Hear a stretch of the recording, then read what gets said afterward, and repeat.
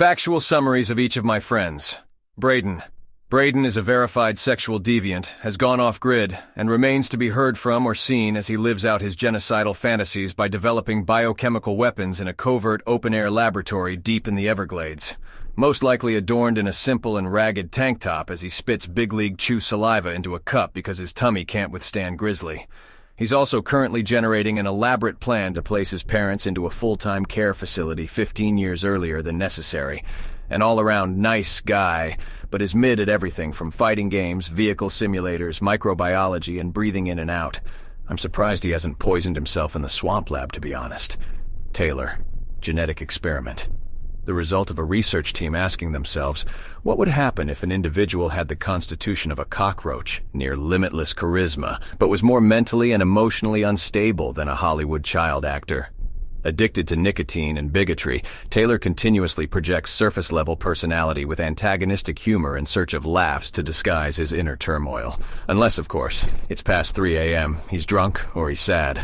Recently single, there's no telling who he will try to sleep with next since he keeps getting rejected by one of his supposedly heterosexual best friends, Hendrik. Speaking of supposedly heterosexual best friends, Hendrik wants you to believe he doesn't fuck, but he most certainly does, both in and out of the kitchen.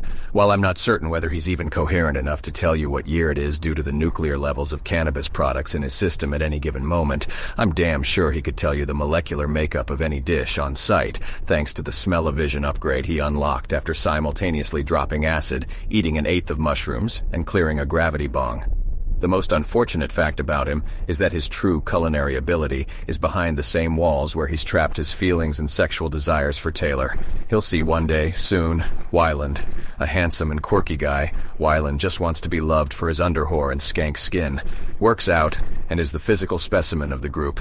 Weaponized autism. Possible serial killer who's been active since roughly 2011 by my estimations.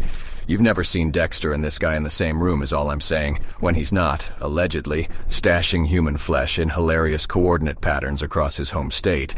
You can probably find him goose-stepping down a boardwalk, chiefing darts in his vehicle, or listening to bimbo hypno dance mixes, if not a combination of the three. Literally, basically blind Velma-type beat. L, rip eyes, bozo. Chase is wrong most of the time.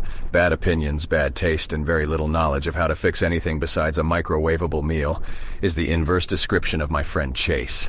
A titanic beast of a man, Chase could wink the clothes off any living soul on the planet, especially Hendrik. Has an incredible pair of soon-to-be-stolen boots, which he kicks shit in and looks damn good doing so. Is married to an unfortunate woman who believes Chase's heart belongs to her and not the boys. Very sad. I just hope she takes the realization well when it hits. Ames, human metronome, terrible beatboxer. Ames is a man of many hats, and like 4 t-shirts, tied for most insane calves of the group with 2 other unnamed members, but very specifically not Wyland. Ames would have you believe he doesn't slay poon, and is socially awkward, but his uncanny ability to play the drums would make even post-menopausal grannies slide off their seats. However, he's on tippy-toes when he rides his motorcycle, so he could potentially be a covert homosexual. Andy. Girl with boy's name, overt homosexual. Andy is a pagan astral witch who most likely conducts ritual sacrifice and collects obscure or rare plant and insect life to conduct aforementioned ritual sacrifice. Government job provides excellent cover. Despite unsavory hobo murder, Andy is an incredible baker. The propensity for egregious violence masked by lovable social traits runs deep in this family, evidenced by her brother Wyland. Also, basically blind. L. Bozo. Max.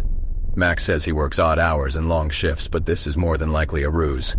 I've determined that he is abusing his current partner in myriad ways, primarily physical torture, to extort her of her wealth.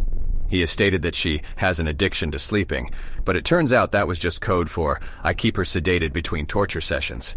I honestly can't blame him. He spends a few hours a day extracting the location of more of her secret stashes and gets to fund his lifestyle, while she sleeps in the background for the duration of his time on Discord. At least he lets her out to eat and provide sexual service. What a good guy, honestly.